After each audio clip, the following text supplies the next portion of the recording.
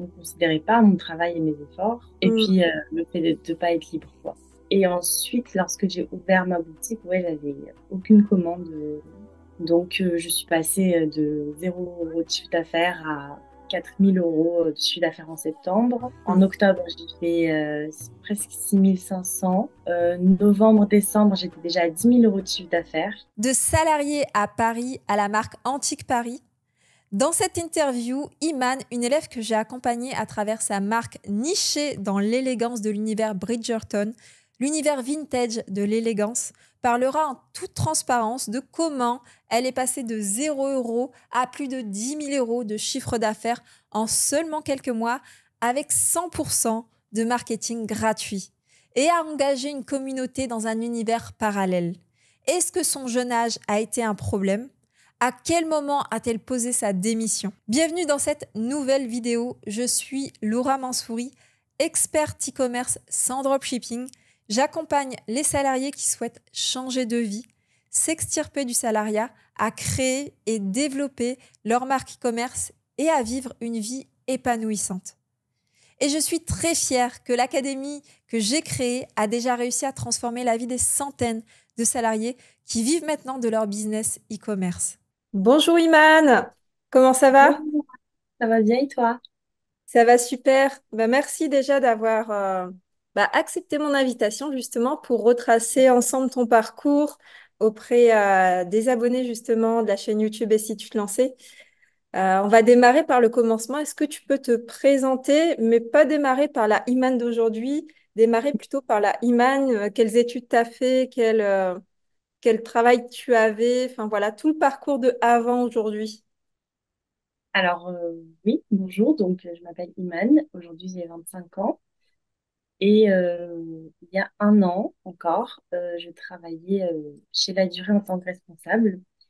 Et avant ça, j'avais fait des études en économie. Donc, j'avais une licence en économie. Ça me plaisait pas tellement. Donc, c'est vrai que j'ai cherché à avoir un emploi assez rapidement, en même temps que mes études d'abord. Et ensuite, j'ai rapidement intégré le groupe La Durée.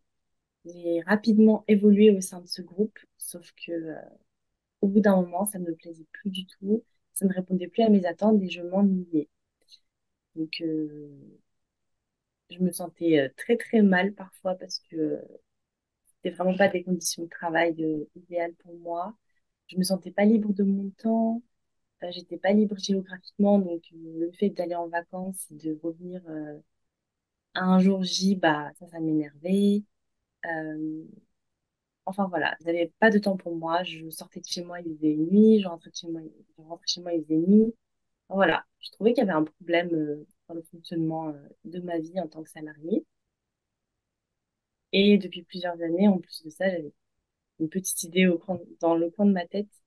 J'ai toujours eu envie d'avoir mon petit truc à moi, ma petite entreprise à moi. Peut-être même pas une entreprise, mais au moins quelque chose de mignon que j'aurais créé, que je pourrais vendre, des petites boîtes. Enfin, je sais pas, j'avais déjà cette petite idée. Et, et voilà, donc je suis tombée sur le YouTube de Laura et Aurélien un jour et je me suis lancée. C'était pile au bon moment en plus. Et à ce moment-là, du coup, Iman, en termes de douleur d'aller au travail, c'était sur une échelle de 1 à 10, Ah, t'étais à oui. combien? J'étais à 9. Oh putain. J'avais des crises d'anxiété pendant que j'étais au travail. Je me cachais Wow. dans la salle de bain et tout pour que ça aille mieux. Mes supérieurs, ils voyaient que j'étais pas très bien, mais ils s'en fichaient complètement. Ouais, j'étais pratiquement en train de sombrer en dépression. Hmm.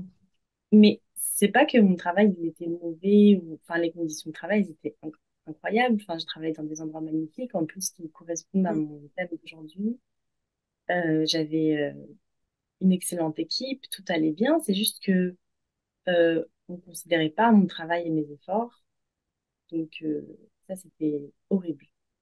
Et Hmm. puis le fait de pas être libre quoi. En tant que responsable, je devais respirer la durée, manger la durée, dormir la durée. Je devais être disponible 24 heures sur 24. Enfin voilà, c'était vraiment affreux. Ouais, c'était pas forcément l'entreprise en elle-même, c'était plutôt toi, le salariat, ça te correspondait pas, c'est ça? Enfin, je pense que c'est ça. Et je Parce qu'il y crois a que d'autres personnes qui étaient à mon poste et qui travaillaient avec moi et qui étaient très contentes de leur... voilà, qui se Mm. sentaient chanceuses et tout. Donc, je pense que c'était plus moi. Ouais. Et tout à l'heure, tu parlais de tes objectifs. À la base, tu voulais un truc pour toi, même une petite entreprise, mais tu n'avais pas de grandes ambitions, tu avais tes Ouais, objectifs qui t'étaient propres. en fait, j'ai toujours été quelqu'un de très créative, des Mm, choses à ça la se voit, ouais. main, toute ma vie, en fait, depuis que je suis toute petite.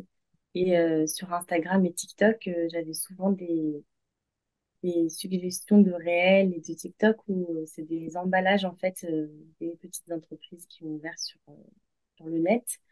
Donc, la façon dont ils emballaient leurs commandes, toujours trouvé ça trop mignon. Et j'étais tellement jalouse de ces filles qui faisaient ça tout le temps. Je me dis, mais moi aussi, j'ai envie de faire ça. Mais comment elles font? Mais comment elles en sont arrivées là? Et au début, je comprenais pas. Je me disais, mais j'arriverai jamais. Pourquoi est-ce que moi, j'ai pas ça? Enfin, vraiment, c'était juste rien que le fait d'emballer des petites commandes hyper mignonnement. C'était, enfin, ça me donnait trop envie. Ouais, je Donc, comprends. Il y en a de plus en plus, hein, des unboxings en vidéo qui sont tout mignons et tout. En plus, ça pète le nombre de vues. ouais, en plus, moi, enfin, c'est tout ce que j'aime, quoi. Donc, forcément, ça m'a attirée tout de suite. Et ouais, j'avais envie d'avoir mon truc à moi, mes petites commandes à moi que j'emballais mignonnement. Donc, ouais. Et j'ai beaucoup du coup d'élèves qui, quand ils se lancent, tu vois, ils ont peur parce qu'ils se disent, j'ai jamais créé un site internet, ça va être compliqué, je vais pas savoir faire. Toi, tu avais fait combien de sites internet avant de te lancer? J'en avais fait aucun. Je savais même pas comment ça fonctionnait. Vraiment, c'était vraiment le mystère de A à Z jusqu'à ce que je commence la formation. Et au fil des modules, en fait, toutes les questions qu'on se pose, enfin, j'ai l'impression que ça répondait tout seul à nos questions, en fait. Mais comment je vais faire ça? Mais comment est-ce que ça fonctionne? Et ben, au bout d'un moment, quand on fait le cheminement, on se dit, ah, mais c'est comme ça, en fait, c'est logique. Tout ce que j'ai fait, c'était pour m'amener à là. Donc, ouais, Ouais, c'est c'était ça, tout était fait par ordre chronologique. D'ailleurs, on a même créé un site en direct vraiment, ouais. pour justement rien oublier au passage, Mm. pour être très pédagogique là-dessus. Est-ce que tu peux nous partager, Iman, les différentes problématiques auxquelles tu as fait face, les adversités, parce que je suppose que voilà, quand tu as ouvert ton site, il n'y a pas eu des commandes qu'ils ont plu comme ça en Ah un claquement. non, pas du tout, non. Déjà, même avant d'ouvrir ma boutique, le côté administratif, c'était vraiment parce que je pense que je ne m'y suis pas pris à l'avance, enfin, pas au moment en tout cas où c'était conseillé dans la formation. J'ai eu énormément de problèmes avec ça, mais des problèmes tout bêtes, hein. C'est-à-dire que l'administration française, c'est pas eux qui vont t'aider en plus. Ils vont te Ouais. laisser te débrouiller jusqu'à ce que tu trouves toi-même la solution. Donc, j'avais perdu 1 mois et demi comme ça à attendre, alors que je devais juste appuyer sur un bouton. Et au téléphone, ils m'ont pas dit quoi. Donc, ça, faut être rigoureux là-dessus parce que sans ça, on peut pas avancer. Le numéro EORI, le numéro tiré, tout ça, c'était compliqué. Et ensuite, la création du site internet, ça s'est super bien passé. Moi, j'ai passé énormément de temps sur mes photos, que je faisais tout moi-même, les shootings, tout ça. Donc ça, c'était pas facile non plus. Euh, et ensuite, lorsque j'ai ouvert ma boutique, ouais, j'avais aucune commande le premier mois. Bah, les 3 premiers mois, presque, j'ai eu même pas 200 ou 300 euros de commande, quoi. Ouais. Et aussi, la plus grosse erreur que j'avais faite, c'est que dans la formation, on nous conseille de ouvrir nos réseaux sociaux, de commencer à poster plein de choses et tout pour se faire pas mal d'abonnés. Et en fait, moi, bah, jusqu'à l'ouverture de ma boutique, j'avais arrêté de poster. Enfin, je postais rien du tout pendant 3 4 mois. Ma page Instagram était vide. Donc, quand Zéro, j'ai zéro, zéro. j'avais peut-être une centaine d'abonnés, pas plus, quoi. Hmm. Mais j'avais arrêté de poster. Donc, Pour Ils étaient plus l'algorithme, actifs, ouais. ouais, pour l'algorithme d'Instagram, bah, j'étais une page inactive. Donc, j'ai dû batailler comme une malade pour qu'ils mettent mes posts en avant et que ça, ouais. Ça, c'était la plus grosse erreur que j'ai faite, je pense. Je pense que j'aurais pas galéré autant Mm, si j'avais vraiment posté tous les jours jusqu'à l'ouverture de ma boutique. mm. Ouais, et puis j'ai beaucoup d'élèves euh, qui ont des idées reçues parce qu'on voit toutes sortes de choses sur les réseaux sociaux.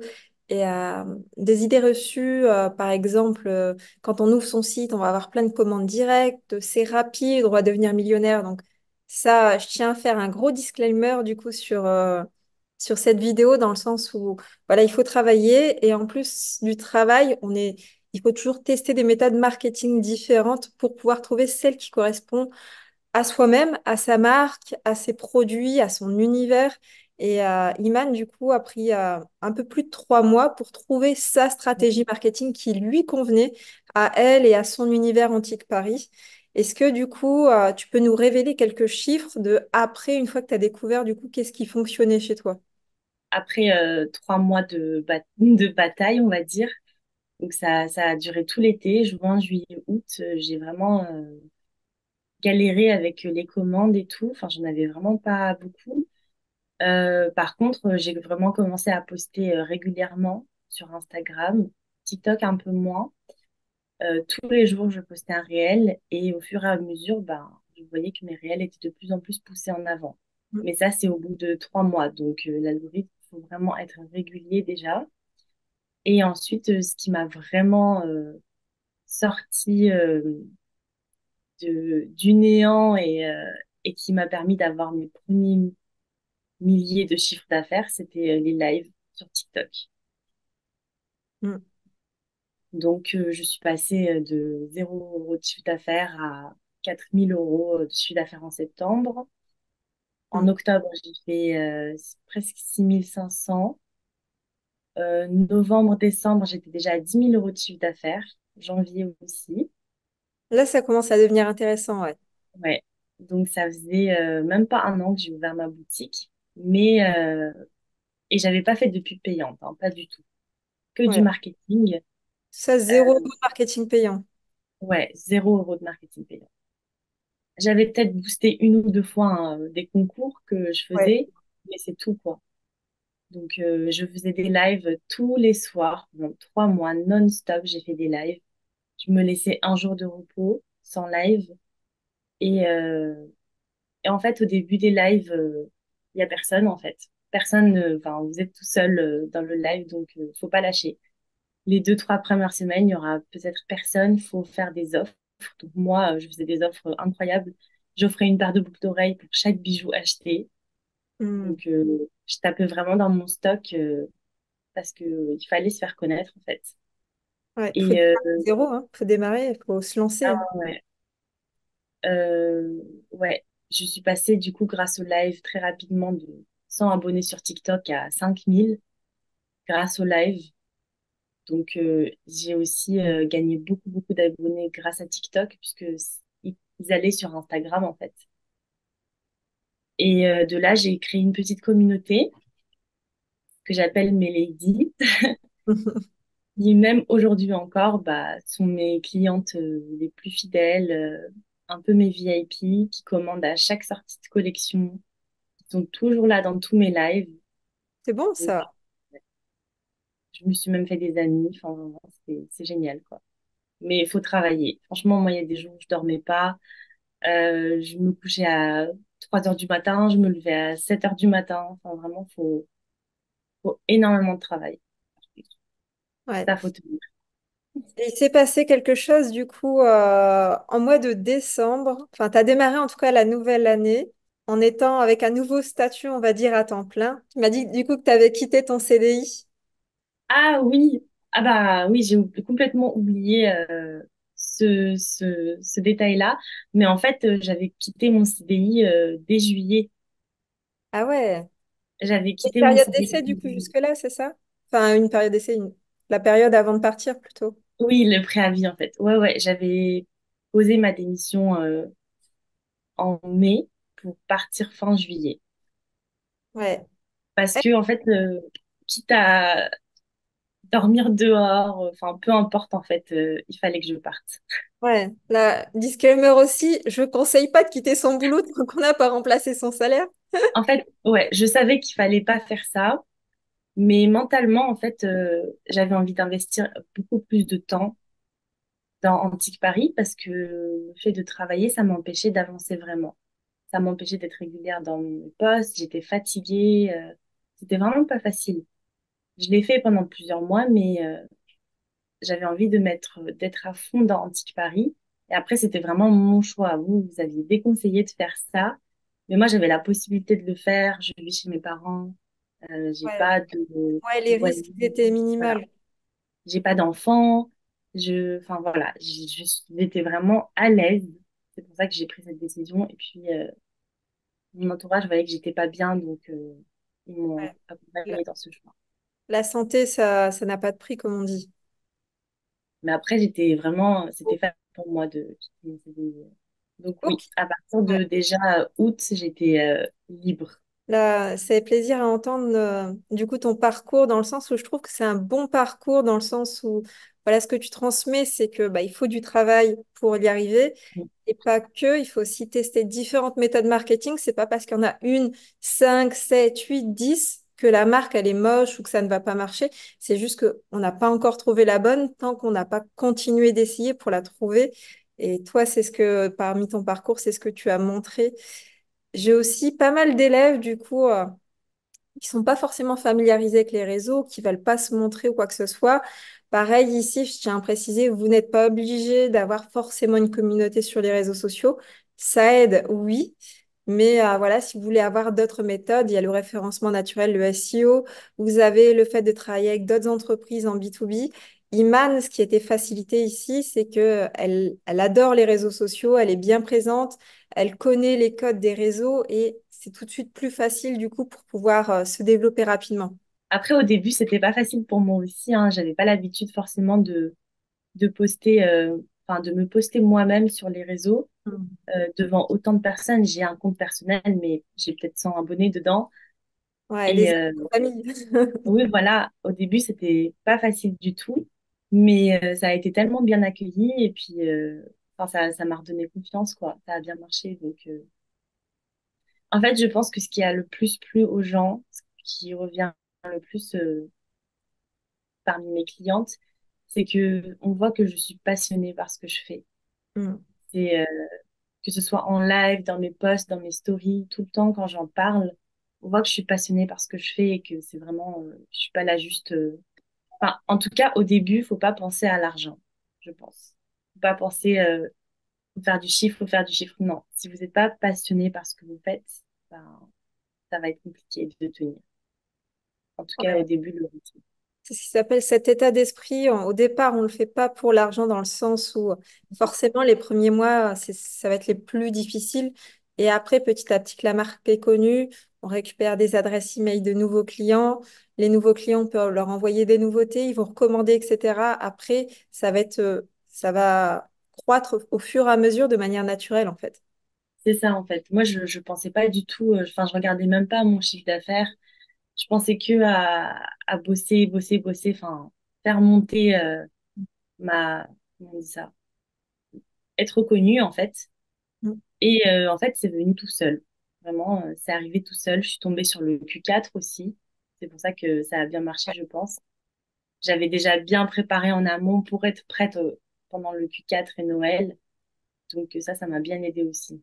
Je pense que je suis bien tombée. Ouais. Est-ce que tu peux nous montrer du coup, je sais pas, hein, tu me dis, en direct live, comment tu prépares une commande chez Antique Paris? Parce que ton unboxing, il est vraiment incroyable. J'ai des petites commandes ici. Je peux en ouvrir une. En fait, j'ai misé sur le visuel parce que Mm. c'est ce qui marche beaucoup, notamment sur Instagram et TikTok. Et en fait, je suis vraiment allée chercher, enfin, je suis vraiment allée chercher l'émotionnel en fait des filles qui ont à peu près mon âge, de la même génération, qui ont connu un petit peu les mêmes films d'enfance, les mêmes dessins animés, les mêmes livres que moi. Et du coup, en fait, ça les fait plonger dans leur enfance de petite fille, tout simplement. Là, à l'intérieur, il y a le petit bijou dans son pochon. Bon, rien d'exceptionnel. J'ai fait un cachet de cire, en fait, avec mon logo. Rien que ça, en fait, ils ont l'impression d'ouvrir une lettre ancienne. Ça les Ouais. plonge directement Ah, mais dans l'univers. ça. Ouais, c'est toute une histoire en fait. Tu as mis tout un univers, C'est ça, en même fait. dans le bon sens. Ouais. J'essaie de les transporter dans mon univers. J'ai refusé de juste mettre un sticker et puis Ouais. d'envoyer des bijoux dans juste une enveloppe. Enfin, moi, ça m'intéressait pas. Moi, ce que je voulais, c'était préparer des commandes mignonnes. Ensuite, j'ai fait des petites cartes de remerciement. Pareil, avec l'IA, en fait, mid-journée, j'ai essayé de faire quelque chose qui me ressemblait à peu près et une jolie carte de remerciement comme ça. Et du coup, comme tu l'as fait mi-journée, c'est une image qui est unique, qu'on peut pas retrouver nulle part. C'est ça, exactement. C'était même pas prévu que je prenne ça, mais au fur et à mesure que que je testais des images, je suis tombée sur celle-ci. Enfin, c'était même pas prévu, quoi. Donc, avec Midjourney, on peut vraiment s'amuser beaucoup. J'ai passé des heures dessus. Et ensuite, j'ai pensé à faire un système de cartes de collection parce que il y avait une marque que j'aime beaucoup qui vend des robes un petit peu comme ça de princesse qui avait sorti ce concept. En fait, à chaque fois qu'on achetait une robe, ils offraient un petit portant en carton et ils offraient la robe qu'on avait achetée en carton avec un cintre et on l'accrochait sur le portant. Donc, au bout de 5 robes, on recevait une robe en cadeau, quelque chose comme ça. Donc, moi, j'ai décidé de faire des cartes de collection avec Midjourney. J'ai créé 12 petites ladies comme ça, qui ont chacune leur histoire. Et du coup, mes clientes, à chaque commande, ils ont une nouvelle carte de collection. Et il y en a qui ont déjà toutes les cartes de collection. Enfin, ça Excellent. rajoute un petit truc en fait. Ouais. Est-ce que tu connais actuellement, Iman, ton taux de fidélité client? Ouais, je suis à peu près à 35%. Waouh, c'est Mm. énorme. C'est énorme. Il y en a qui commandent aussi, parfois, je fais aussi des cartes de collection collector. Par exemple, là, en janvier, j'avais sorti la collection Anastasia avec le collier, du coup, du dessin animé. Et Mm. j'avais créé une carte collector Anastasia qui était disponible que pendant un mois. Donc là, pareil, elles se sont précipitées dessus pour la voir. Donc ça marche super bien. Ouais. Là, en juin, je sors une collection Bridgerton. Il y aura des cartes de collection pour les personnages importants. Voilà, ils seront disponibles que pendant un certain nombre de temps. Donc l'exclusivité, la rareté, tout ça, ça marche super bien aussi. Ouais, totalement, totalement d'accord avec toi. C'est les gens, c'est ce qu'ils recherchent. Ils recherchent, ouais, cette certaine rareté, d'avoir des choses en plus qu'ils n'ont pas chez les autres. Il n'y a pas besoin parfois de chercher des idées qui coûtent cher ou Oh, d'inventer quelque chose de zéro. Voilà, juste de la non, créativité. j'ai juste acheté une plastifieuse et j'imprime de chez moi. Et voilà, ça me fait des jolies cartes. Ouais, ils sont Donc, incroyables, hein, comment ça brille à l'écran. et ensuite, par-dessus, je viens faire un nœud. C'est toujours trop mignon, quoi. Un petit nœud. C'est Et su- comment? c'est super beau. Merci. Et puis, au bout de 5 cartes de collection, j'essaie de leur offrir un petit cadeau, que ce soit... là, je suis partie en voyage et elles me demandaient tout le temps le crayon à lèvres que je portais dans mes lives. Donc, je leur ai toutes ramené un crayon à lèvres que je leur mets dans leur petite commande. Ouais. J'essaie de leur offrir des petits cadeaux, un petit bijou offert, des bijoux exclusifs que j'ai gardés en cadeau. Par exemple, pour Noël, je commande en fait des bijoux juste pour les cadeaux. Donc Hmm. ça aussi, c'est quelque chose que elles peuvent avoir. Donc ça fait l'exclusivité aussi. Génial. Et du coup, aujourd'hui, quelle est la vision, Iman, de la marque et l'univers, de la maison Antique Paris? Alors déjà, j'aimerais beaucoup, même si j'adore faire les commandes et que c'est ma partie préférée de mon travail, des fois il y en a énormément. Donc c'est difficile de suivre le rythme en plus de ce que je dois faire à côté. Parce que je dois je suis toute seule, donc je dois tout faire. M'occuper des réseaux, la comptabilité, des commandes, enfin tout. Et faire les commandes avec toutes les étapes que j'ai, ça prend beaucoup de temps. Donc, même si ça me plaît pas, va bien falloir que je fasse appel à une plateforme logistique.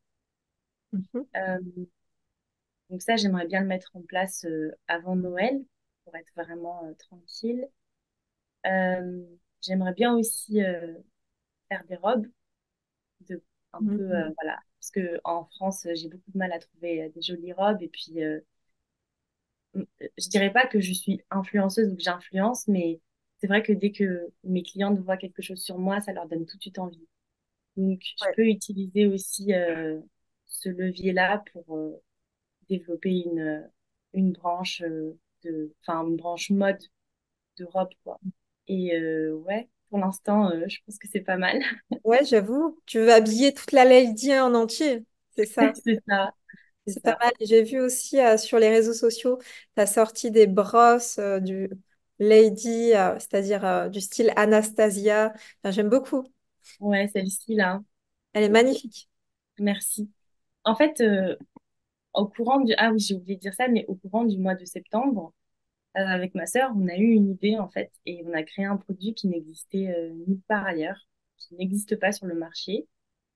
Et ça aussi, ça me prend énormément de temps parce que je l'ai fait à la main, chaque commande. C'est moi qui l'ai fait à la main. Donc, c'est des bouclettes, en fait. En fait, c'est des bigoudis en soie, comme ça, Mhm. que on vient rouler autour de la mèche.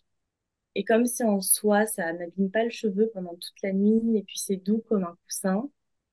Donc, on les sent pas pendant la nuit. Et le matin, bah, on a les cheveux tout bouclés.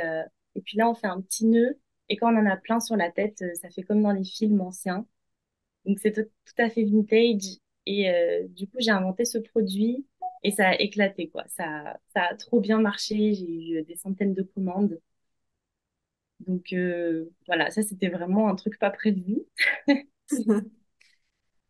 Donc je Ça, du me coup, suis aussi développée. ouais, tu l'as créé de chez toi avec ta sœur, c'est ça? C'est-à-dire que tu les couds Ouais, même. ouais, je les couds moi-même. Ça se vend par pochon de 10 ou de 15.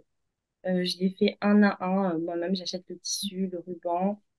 Et ouais, ça vient avec des petits pochons comme ça que je Excellent. fais aussi moi-même.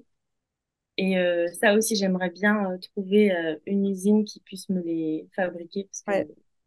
Ça prend du si, temps. Là, c'est Made in France avec tes mains. c'est ça en fait, ouais. Et ça plaît énormément et je peux même pas les envoyer à des influenceuses pour en faire la promo parce que je pourrais pas suivre les commandes. Ouais. C'est impossible. Déjà que ça marche très très bien, j'ai enfin, des dizaines de commandes en attente. Donc si j'arrive pas à trouver une usine qui me les fabrique, il va falloir que j'arrête malheureusement ou alors que je prenne un certain nombre de commandes. Ou bien prendre une personne de ton équipe qui sait bien coudre pour pouvoir bien les faire. Ouais, ça prend tellement de temps que Ouais, tu m'étonnes. Dès donc que ça cette sera idée aussi fabriqué. ça m'a vraiment permis d'être enfin ça m'a parmi les influenceuses en tout cas, elles ont partagé en masse mon invention et c'est parti enfin je m'y attendais pas quoi. Ouais. Ça a buzzé. Bah, merci beaucoup, Iman, du coup, pour ton retour de parcours. À aujourd'hui, pour une personne qui souhaiterait se lancer, qui a peur de plein de choses, peur d'échouer, peur de pas rentabiliser, du coup, par exemple, le fait de se faire accompagner, peur de savoir créer ou pas un site internet, euh, différentes peurs, qu'est-ce que tu dirais, du coup, à cette personne qui souhaite se lancer, mais qui a plein de peurs? Je pense qu'il faut essayer mais pour les bonnes raisons. Donc si la seule ambition c'est faire de l'argent et puis voilà, je pense pas que je pense pas que ça soit fait pour tout le monde en fait. Je pense que c'est vraiment destiné aux personnes qui sont passionnées, qui sont motivées vraiment à fond, parce que c'est pas facile. C'est plus facile d'être salarié en fait. On va au boulot, on travaille, on rentre et on oublie le travail. Là, en tant qu'entrepreneur, on n'a pas de repos en fait. Je Ouais. travaille toute la journée, du matin au soir, Il y a toujours la le charge mentale week-end. aussi. Ouais, le week-end. Et si j'aimais pas ce que je faisais, j'aurais lâché depuis un moment, je pense. Mais ça a payé. Donc, faut vraiment trouver quelque chose qui vous plaît. Je pense que c'est le plus important. Enfin, c'est le conseil que je donnerais en premier. Et bah super. Où est-ce que du coup les ladies peuvent te retrouver sur Internet pour acheter par exemple les bijoux, la brosse, acheter tout l'univers Antique Paris. sur mon site internet, donc antiqueparis.fr. Et Instagram, c'est antiqueparis-du-bas. D'accord. Bah, je mettrai tout du coup en description de cette vidéo YouTube. Donc, si vous voulez aller commander, je vous le recommande à 1000%. Comme vous avez vu, c'est très qualitatif, c'est fait avec amour. Made with love, comme on dit. Et puis, C'est ça. merci beaucoup, Iman, pour ton partage sur ton parcours et puis ta belle réussite à aujourd'hui. Merci beaucoup, Laura. Très gentil. À toutes les personnes qui souhaitent vivre une vie épanouissante, l'Académie et Si tu te lançais accompagne des personnes comme toi qui souhaitent changer de vie en étant accompagnées à chaque étape. Si tu souhaites candidater pour rejoindre l'Académie et Si tu te lançais, c'est possible. Réserve ton appel de sélection dans le lien en dessous de cette vidéo pour candidater et peut-être avoir l'opportunité d'accéder à une vie plus libre et épanouissante comme Iman.